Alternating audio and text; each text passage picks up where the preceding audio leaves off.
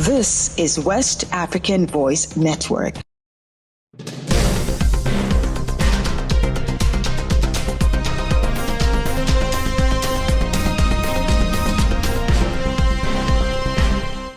Hello and welcome to Newswave on West African Voice Network. I am Suleiman Kabore, and these are some of today's top stories. Nigerian authorities announced new conditions for entry and stay of foreigners. The Nigerian authorities have announced new measures regarding the conditions for the entry and stay of foreigners in the country.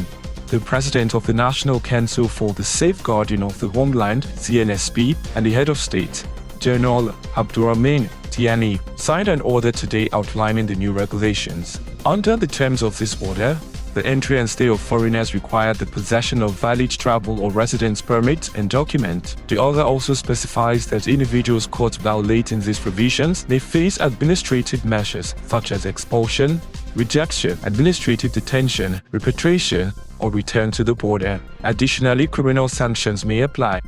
These criminal penalties include imprisonment ranging from 2 to 5 years and fines between 5 million CFA francs, equivalent to about $10,000 and 50 million CFA francs, which is equivalent to $100,000 for any foreigner expelled from Niger who refuses to leave or returns unlawfully. The same penalty will be applied to Nigerian citizens who harbor or accommodate foreigners in violation of this order.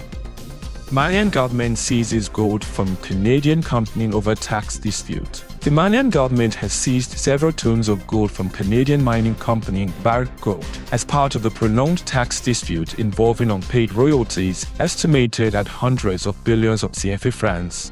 Authorities have accused the mining companies of owing between 300 and 600 billion CFA francs in taxes, demanding that Barrick Gold pay nearly $500 million.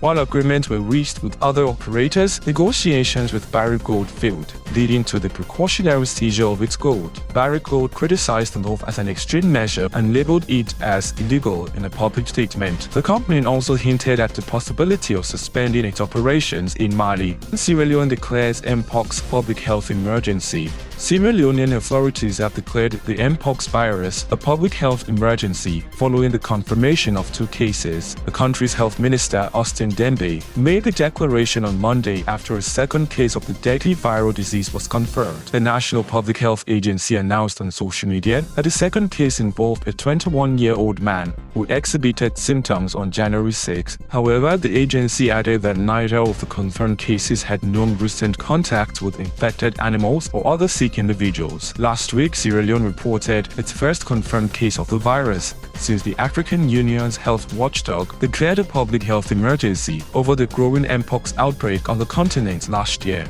Vandals destroy statue of Ghana's former president, Akufo-Addo. The statue of Ghana's immediate past president, Nana Akufo-Addo, has been destroyed by unidentified vandals. Images from the scene reveal the statue's head severed and lying on the ground with significant damage to the pedestal. The debris suggests the forceful removal, raising questions about the motive behind the act.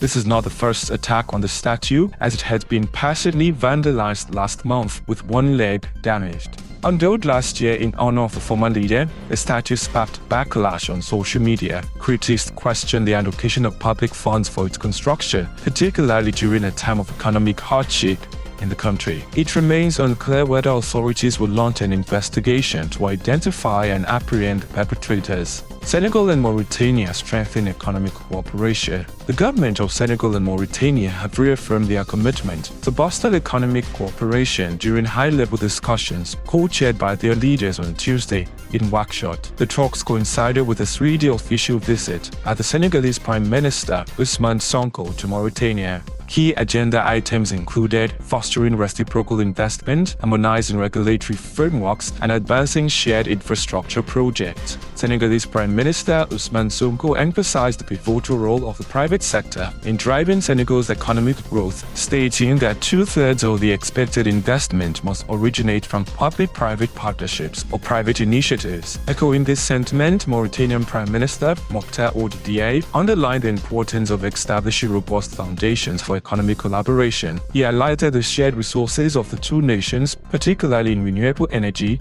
gas, wind, solar, and water. Both leaders applauded recent initiatives by the private sector, notably the establishment of the Senegalese-Mauritanian Business Council as a promising step towards economic integration and mutual prosperity. For more news across West Africa and beyond, visit WAVN.org and follow us on X, Instagram, and Facebook at WAVN News, and on TikTok and YouTube at West African Voice Network. I am Suleiman Kabori. Thank you for listening.